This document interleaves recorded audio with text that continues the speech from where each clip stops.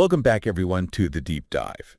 Today, we're kicking off something really exciting, a whole series focused on teams. Teams, yeah, specifically how to build a team that doesn't just perform well, but truly excels. Yeah, those high-performing teams, the kind that can hit ambitious goals even when time's running out, resources are stretched thin, and, expectations are through the roof. Exactly. And for this first deep dive in the series, we're going to be drawing insights from a blog post by Kerry Anne Cassidy. Right. The post is called, "What is the Foundation for Good Teamwork?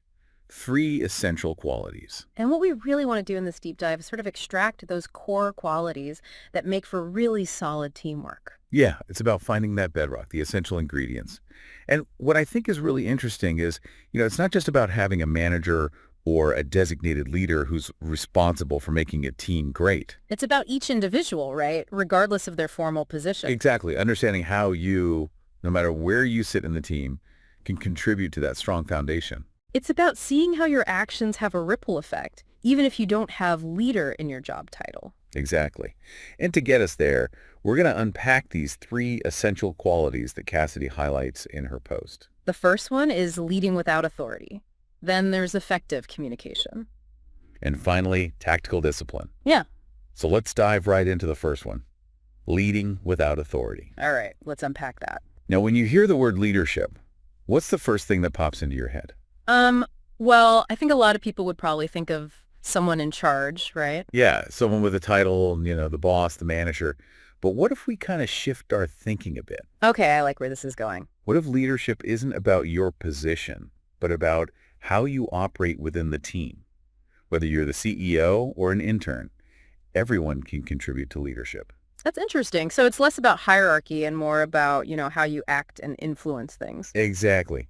And Cassidy uses this really great analogy in her blog post. She talks about a World Cup winning soccer team. Okay, soccer, I can get behind that. Go U.S. women's team. Haha, exactly. But think about it. Every player on that field, from the striker to the goalie, they all have to understand their role perfectly. Yeah, they need to make split-second decisions, right? Right. And they have to be able to kind of lead themselves within the game. They're not waiting for the coach to tell them every single move. Makes sense. It's like they all have this internal leadership compass guiding them. Exactly. And this isn't just some abstract concept. Cassidy brings in a real-world example, and it's a company we all know, SpaceX. Oh, SpaceX. Talk about a team that's pushing the boundaries. Right. So how does SpaceX actually show us what leading without authority looks like? Well, the blog post points out 5 key things about SpaceX's approach. The first is that they have leadership at every level. It's not just Elon Musk calling all the shots. Interesting. So what, everyone there is like a mini CEO? Not exactly, but they do empower their engineers, their project managers, everyone to really take ownership of their work. I see. So it's more like distributed leadership. And that probably makes them a lot more agile, right? Exactly, because they can solve problems faster and everyone feels more accountable for the outcome.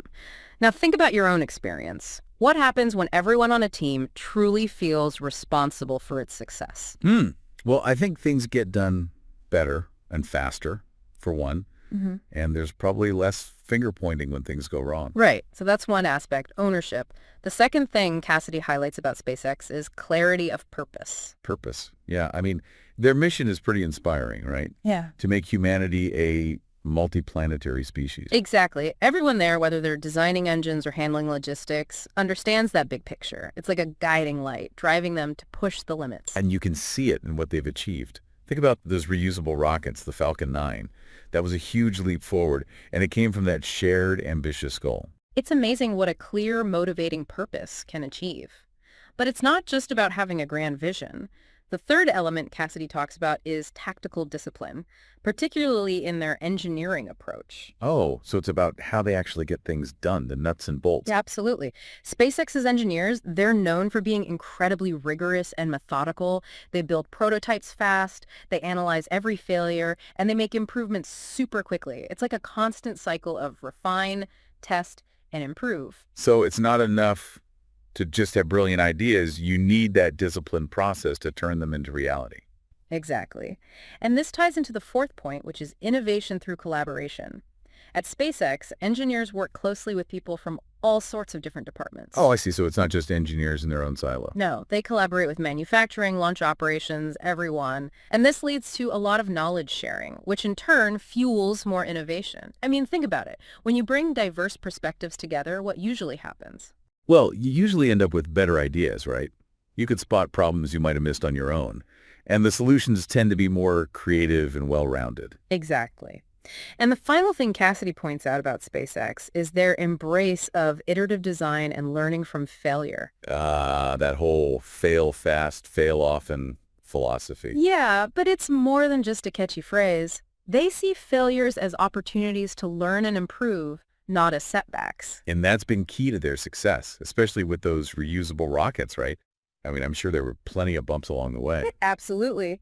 But they kept iterating, kept learning from those bumps, and look where they are now. So the SpaceX story really highlights how a group of people, all operating with this sense of ownership, clarity of purpose, and disciplined approach, can achieve incredible things, even if they don't have formal leadership titles. Exactly. It's about how they work together, not just who's in charge. And Cassidy provides some questions for the listeners to kind of reflect on their own ability to lead without authority.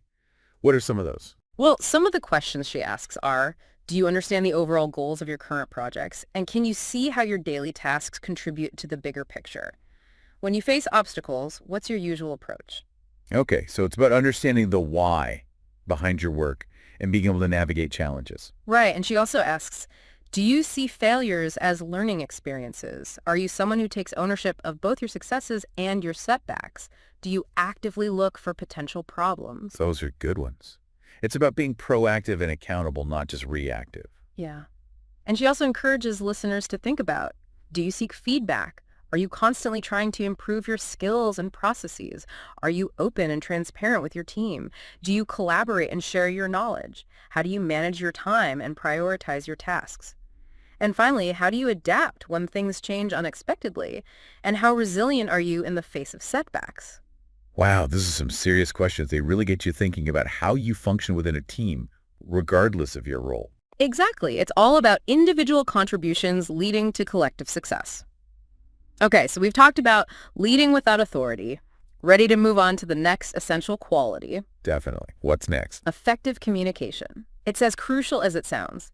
Think of a sports team captain, constantly communicating on the field, making sure everyone's on the same page. Yeah, that constant flow of information is key to keeping the team moving in the same direction. Exactly. And in today's world, with teams often spread across different locations or working on these super complex projects, good communication is more important than ever.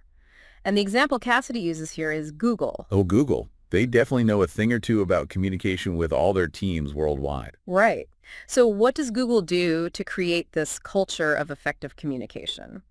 Well, first, they have these open forums and their famous TGIF meetings. Thank goodness it's Friday meetings. Oh, yeah, I've heard about those. That's Yeah. where employees can directly interact with the company leaders, right? Exactly. It's all about transparency and giving people a chance to ask questions and get feedback directly from the top. Have you ever seen something similar work well in other organizations? I have. And what I've noticed is that it really works when the leadership is genuinely open and willing to engage with the tough questions. That's what builds trust. I completely agree. And the second thing Google does is use technology strategically. They're a tech company, so of course they use their own tools like Google Meet, Chat, and Docs to make collaboration and information sharing seamless, no matter where people are. Makes sense. They're practicing what they preach. Exactly. The third point is their use of OKRs, objectives, and key results to make their goals super transparent. This ensures everyone understands the company's priorities. And how their own work fits into the big picture. Right. It's about connecting the dots between individual efforts and the overall mission. For those who might not be familiar with OKRs, could you give a quick explanation? Sure. Basically, objectives are your big, ambitious goals, and key results are the specific, measurable ways you track your progress towards those goals. It's a way of ensuring everyone knows what they're aiming for and how they're contributing. Perfect explanation. Now, the fourth element is a really crucial one. Psychological safety. Google's own research, Project Aristotle, actually found that this was the #1 factor in high-performing teams. Psychological safety. That sounds important. What does that mean exactly? It means people feel safe to speak their minds, Share ideas, raise concerns, give feedback without worrying about being judged or punished. It's about creating a culture of trust. How do you think teams can actually foster that kind of environment? Well, I think it starts with accepting vulnerability. Making it okay to make mistakes and seeing them as learning opportunities, not reasons to blame someone. And active listening, really trying to understand other people's perspectives, that's huge. Those are excellent points. And the fifth element is Google's encouragement of healthy debate and collaboration. They want people to challenge ideas and offer different perspectives, even if it leads to some disagreement. It's like that saying, iron sharpens iron, right? The best ideas come from that kind of back and forth. Exactly. And the goal isn't to avoid conflict, but to have those disagreements respectfully and productively. It's about seeking the best solution, not just agreeing for the sake of harmony. Right. And finally, Google is big on transparency and knowledge sharing. They have all these internal tools and platforms, like their mentoring network, that are designed to spread knowledge and expertise throughout the organization. So they're actively encouraging people to learn from each other. Exactly. It's all about breaking down silos and making information flow freely. So based on Google's example, the blog post pulls out 6 key hallmarks of effective communication within a team. Okay, let's hear them. What are these 6 hallmarks? All right, here they are. Transparency, making sure information is open and accessible. Accessibility, having leaders who are approachable and open communication channels. Okay, so it's about making sure information can flow freely and that people can easily connect with each other. Right. Then there's collaboration across boundaries. Yeah. This is about using technology to bridge those gaps between different locations and departments. Makes sense. Technology can really help break down those barriers. Exactly. And then, of course, there's goal alignment, ensuring that everyone understands how their work contributes to the overall mission. Right, so no one feels like they're just working in a vacuum. They see how their piece fits into the bigger puzzle. Exactly. And the last 2 hallmarks are psychological safety and respectful debate, which we've already talked about. Yeah, those are really key to creating an environment where people feel comfortable sharing their ideas and having those productive disagreements. And just like with leading without authority, Cassidy provides some self-reflective questions for the listeners about communication. Great. What are some of those? Well, she asks, how transparent are you when you share information with your team? How well do you listen to others and try to understand their points of view? Okay, so it's about being open and also a good listener. Yeah. And she also asks, how do you use technology to communicate effectively? Are you aware of how your work aligns with the team's goals? And do you communicate that? Do you help create a safe space for people to share their ideas? Those are good ones. It's about creating that positive communication environment. Right. And lastly, she asks, do you engage in constructive debates to improve ideas and solve problems? Great questions. They really encourage people to think about how they communicate, not just what they communicate. Exactly. So we've covered leading without authority and effective communication. Ready to move on to the last quality. Absolutely. What's the third one? Tactical discipline. It's about staying composed, focused, and effective, especially when things get tough. Oh, yeah, keeping your cool under pressure. Yeah, exactly. Think of a penalty shootout in soccer or a tech team launching a new product with deadlines looming. High-stakes moments where everything has to come together perfectly. So Yeah. what example does Cassidy use for tactical discipline? Apple. Think about their product launches, those highly anticipated events. They always seem to execute flawlessly, even with all the pressure and scrutiny. It's true. They manage to maintain this aura of calm and control, even when I'm sure things are crazy behind the scenes. Right. So how do they do it? The blog post points to 7 key things. First is their rigorous planning and execution. Their product launches are planned months in advance with incredible attention to detail. They try to anticipate every possible problem and have a process for everything. You can definitely see that level of preparation in their events. They're always so polished and well choreographed. Exactly. And second is their ability to handle crises and adapt quickly. Even with the best planning, unexpected things happen. But Apple's teams are trained to stay calm and solve problems on the fly. What do you think? How important is that ability to pivot when you're under pressure? Oh, it's crucial. When things go wrong, being able to adjust your strategy without panicking can make all the difference. Absolutely. The third point is their seamless cross-functional collaboration. Leading up to a launch, everyone from engineering to marketing to operations, they all have to work together perfectly. Clear communication and a shared commitment to the final goal are essential. It's like a well-oiled machine where every cog has to work in sync. Exactly. And fourth is their attention to quality and detail. Apple is known for its high standards. They're meticulous about every aspect of their products, even under tight deadlines. It's part of their brand identity. It's true, they really focus on getting every detail right, and I think customers appreciate that. They do. The fifth element is strong leadership and a clear vision. Apple's leadership sets a clear direction, and this helps to keep everyone motivated and focused, even when they're stressed and up against deadlines. Everyone knows their part in achieving that vision. What do you think? How important is that sense of direction when a team is under pressure? Oh, it's essential. Gives people a sense of purpose Yeah. and helps them prioritize what's truly important when things get hectic. Exactly. And then there's their resilience in the face of public scrutiny. Apple is constantly in the spotlight, and their teams have learned to handle that pressure and stay focused on what they need to do. This is a tough one, to be able to tune out all the noise and just execute. It is. And finally, there's their commitment to iterative development and testing. They're constantly refining their products, testing and improving, which is a big part of why they're so successful.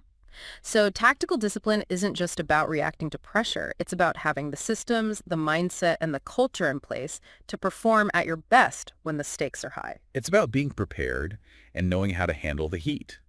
And Cassidy provides some questions for the listeners to reflect on their own tactical discipline. Right. She asks things like, how proactive are you when it comes to planning and preparing for potential challenges?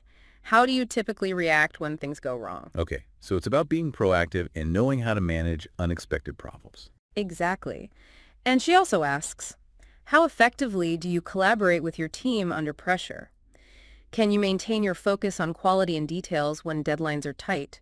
Do you keep the bigger picture in mind even when you're dealing with immediate issues? How do you handle external pressure and stay composed? And finally, are you committed to testing and improving your work? Wow, those are some thought-provoking questions. They really get you thinking about how you perform under pressure. So to wrap up, we've looked at these three foundational qualities of good teamwork: leading without authority, effective communication, and tactical discipline. And from the examples of SpaceX, Google, and Apple, it's clear that these qualities are all interconnected. They're not just nice-to-haves, they're the foundation of a truly high-performing team. Exactly. They work together to create a strong and resilient team. And the blog post also offers some practical tips on how to start putting these ideas into action. Oh, I'd love to hear about those. What are some things people can do right away? Well, the first tip is to clarify your role and responsibilities within the team. Actually write down your key duties and talk about them with your team leader. Make sure everyone's on the same page about who's doing what. And the second tip is to be proactive with your communication, especially when you're working on tight deadlines or high-pressure projects. Keep everyone informed about your progress and any roadblocks you encounter. Makes sense. Transparency and open communication are key. Exactly. And finally, she suggests developing your own pressure practice routine.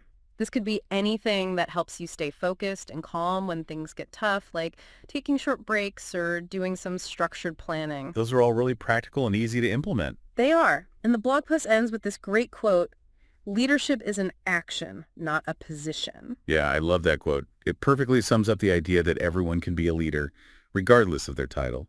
It's about what you do, not what your business card says. Exactly. Building a great team is a collective effort. It starts with each individual taking ownership, communicating well, and developing that tactical discipline. And leaders can really help foster this by creating a culture of trust and empowerment. Absolutely. So as we wrap up this deep dive, let's remember those three qualities: leading without authority, effective communication, and tactical discipline. These are the building blocks of a truly high-performing team. And remember, it all begins with you. Exactly. So here's our final thought for you to ponder. Thinking about those three qualities, what's one small but significant action you can take this week to strengthen the teamwork in your own world, no matter your role? What's one thing you can do to be a better teammate and contribute to a more effective team? Think about it. Choose that action and give it a try. And stay tuned for our next deep dive in this series, where we'll continue exploring what it takes to build those incredible, high-performing teams.